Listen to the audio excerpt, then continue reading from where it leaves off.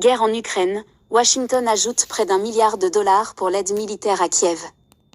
L'administration de Joe Biden accélère son soutien à Zelensky contre la Russie, avant l'arrivée de Donald Trump à la Maison-Blanche le 20 janvier. À quelques semaines de l'investiture de Donald Trump à la Maison-Blanche le 20 janvier, les États-Unis continuent d'ouvrir très grand leur portefeuille pour soutenir l'Ukraine. Le ministère américain de la Défense a ainsi annoncé samedi une nouvelle aide militaire à Kiev estimée à 988 millions de dollars. Cette nouvelle aide arrive au moment où l'administration Biden s'évertue à accélérer ses efforts envers l'Ukraine.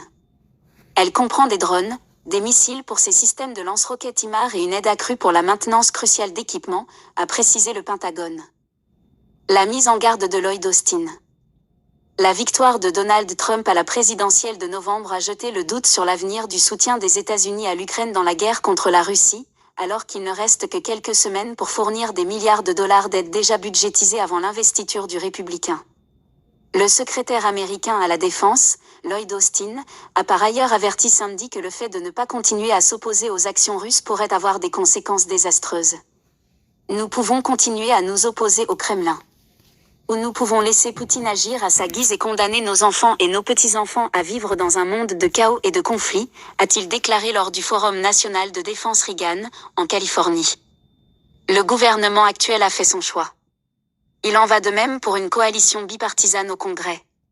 La prochaine administration devra faire son propre choix, a-t-il ajouté. Lloyd Austin a également souligné l'importance des alliés et des partenaires des États-Unis, ce qui contraste avec la vision du monde « America First » de Donald Trump. Voici la dure réalité militaire, nos alliés et nos partenaires sont d'énormes multiplicateurs de force, a déclaré le chef du Pentagone. En fin de compte, l'Amérique est plus faible lorsqu'elle est seule. Et l'Amérique est plus petite lorsqu'elle est isolée, a-t-il mis en garde. Trump a vu Zelensky à Paris. L'aide annoncée samedi sera fournie via un mécanisme par lequel de l'équipement militaire est acheté à l'industrie de défense ou des partenaires plutôt que d'être tiré des stocks américains et ne devrait donc pas être disponible à court terme pour que l'Ukraine l'utilise sur les champs de bataille. L'annonce intervient après celle lundi d'une aide de 725 millions de dollars qui comprend une deuxième livraison de mines antipersonnelles, ainsi que de l'armement anti-aérien et anti-blindé. Donald Trump, qui a rencontré samedi à Paris le président ukrainien Volodymyr Zelensky aux côtés d'Emmanuel Macron, s'est montré très critique au cours des derniers mois des milliards de dollars débloqués par les États-Unis pour l'Ukraine. Le président élu a promis de régler la guerre entre Kiev et Moscou avant même de prêter serment en janvier, sans jamais expliquer comment.